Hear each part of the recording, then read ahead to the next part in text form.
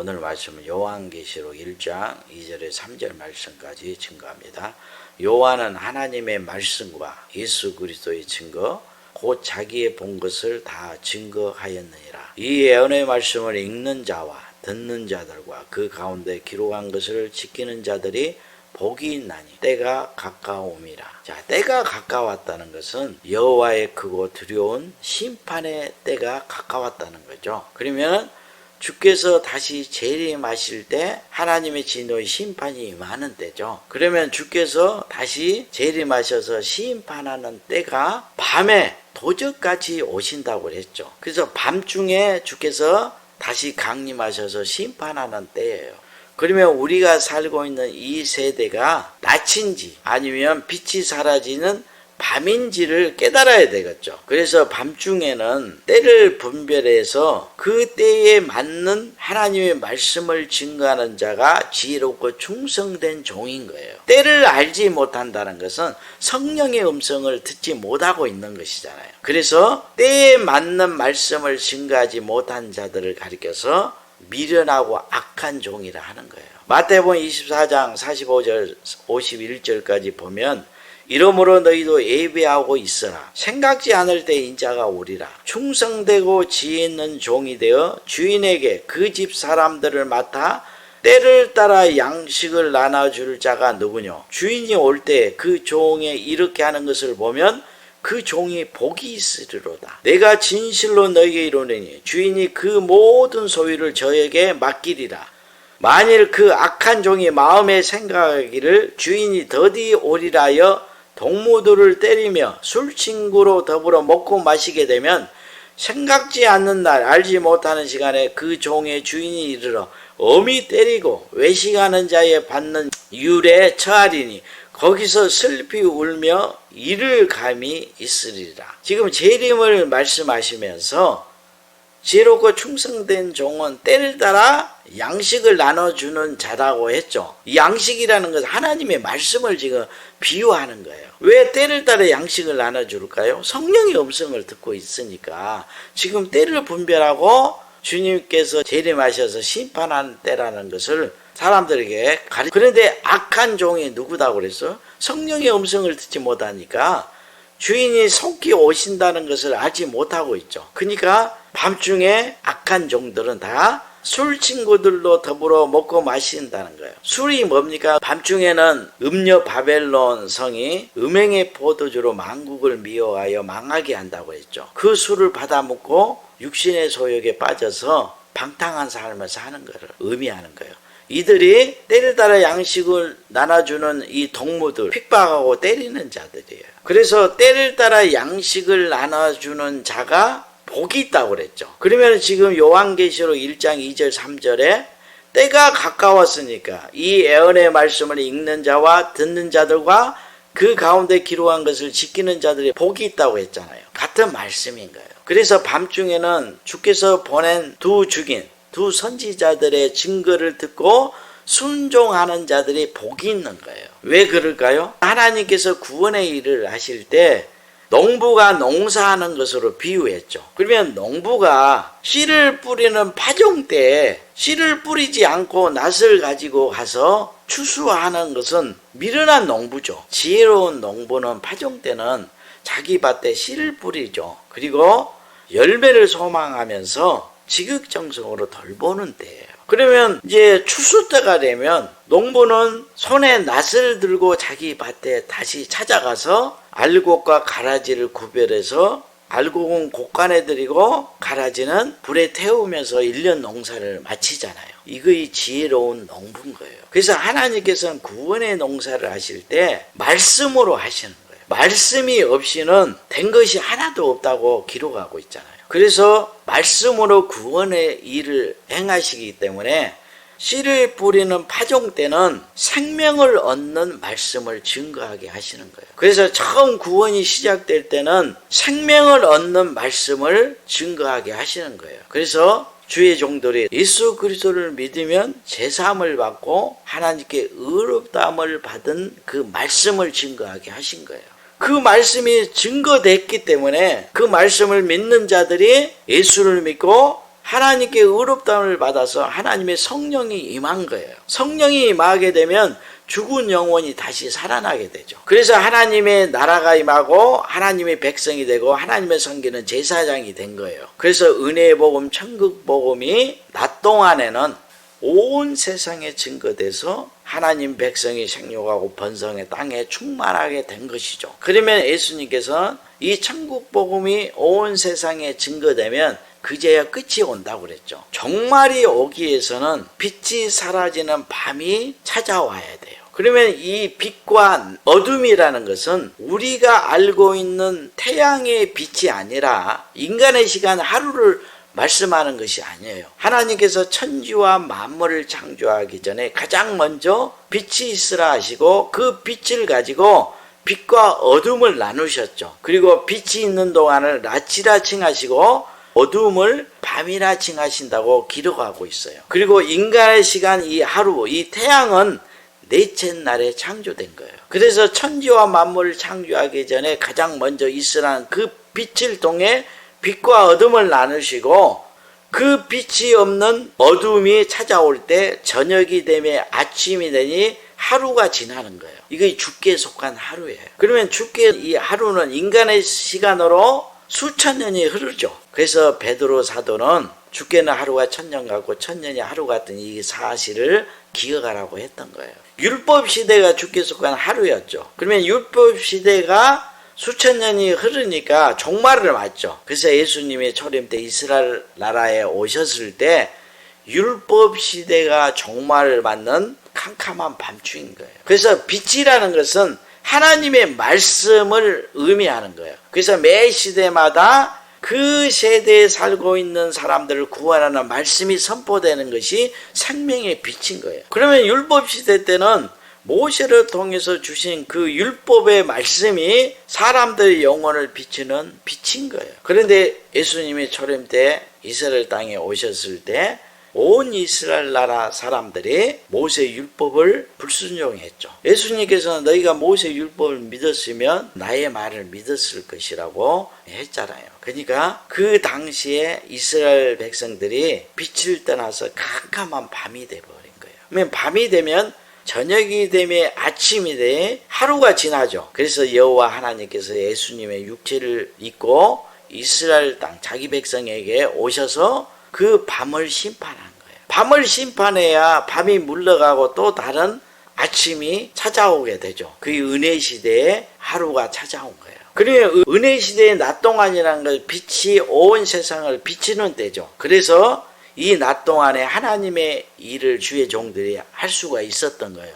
그래서 온 세상에 은혜 복음, 천국 복음이 증거돼서 생육하고 번성의 땅에 충만하게 된 것이죠. 그래서 수천 년이 흘렸죠. 그러면은 지금은 우리가 살고 있는 이 세대는 은혜의 복음, 천국 복음이 땅끝까지 증거됐잖아요. 땅끝까지 증거됐기 때문에 이제야 끝이 오는 거예요. 그러면은 종말이 오기 위해서는 또 밤이 찾아와야 되잖아요. 그러면 온 교회가 적그리스도와 거짓 선지자의 미혹을 받아서 참빛 예수 그리스도를 통해서 증거한 하나님의 말씀을 다 떠나버리는 거예요.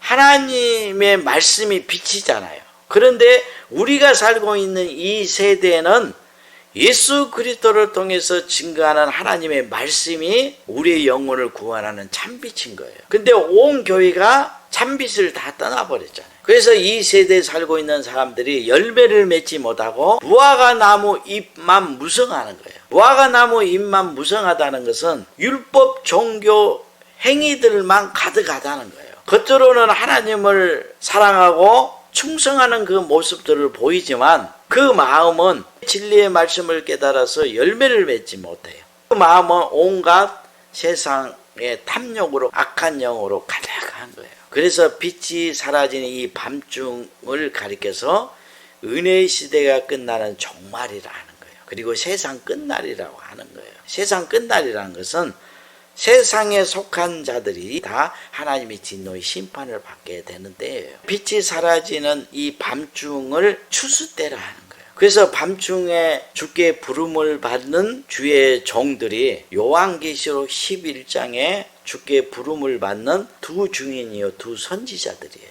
그러면 밤중에 일어난 사건을 증거해야 그 선포된 말씀과 같이 그대로 이루어지는 거죠. 그러면 밤중에는 주께서 다시 재림하시는 때고 하나님의 진노의 심판이 임하는 때잖아요. 그러면 주께서 다시 오셔서 심판하기 위해서는 반드시 하나님의 말씀이 선포돼야 되는 거예요. 하나님의 말씀이 선포되지 않으면 아무 일도 일어나지 않는 거예요. 천지와 만물을 창조하실 때 말씀이 선포되니까 그 선포된 말씀과 같이 천지와 만물이 창조되었잖아요. 우리의 구원도 마찬가지인 거예요. 생명을 얻을 때는 생명을 얻는 말씀이 선포돼야 제사함을 받고 생명을 얻는 거예요. 그러면은 이제 추수 때는 예수님이 다시 오셔서 심판하기 위해서는 예수님이 다시 오신다는 그 말씀과 심판의 말씀이 증거돼야 되는 거예요. 그리고 밤중에는 온 교회가 마귀의 시험에 빠져서 마귀와 음행하고 마귀를 하나님으로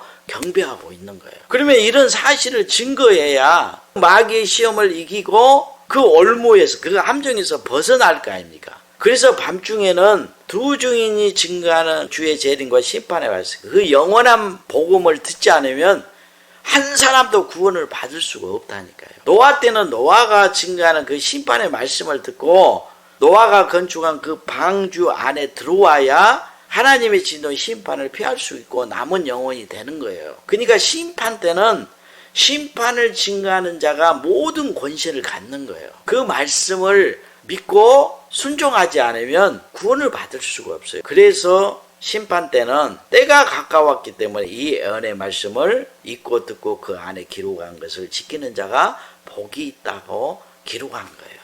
그래서 제가 강조하여 말씀한 것이 제가 주께 부름을 받는 두 증인이고 제가 증거하는 이 영원한 복음으로 하나님과 예수 그리스도께서 다시 강림하셨다. 저를 영접하고 이 영원한 복음을 듣고 마음을 열어야 예수님이 말씀과 성령으로 그 마음에 들어가서 그와 함께 먹고 마신다. 이렇게 증거하는 거예요. 요한계시록 3장 20절을 보면 볼지어다 내가 문 밖에서 서서 두드리노니 누구든지 내 음성을 듣고 문을 열면 내가 그에게로 들어가 그로 더불어 먹고 그는 나로 더불어 먹으리라. 문을 두드리고 있는 것이 뭡니까? 요한이 7교회에 증거하는 말씀이잖아요. 그러면 은혜시대 종말에 요한의 사명을 가진 두 증인들이 증거하는 영원한 복음이 사람들의 마음을 두드리는 예수님이잖아요. 그러면 제가 주께 부름을 받는 두 증인이라는 것을 믿어야 되겠죠. 그래야 제가 증거하는 말씀을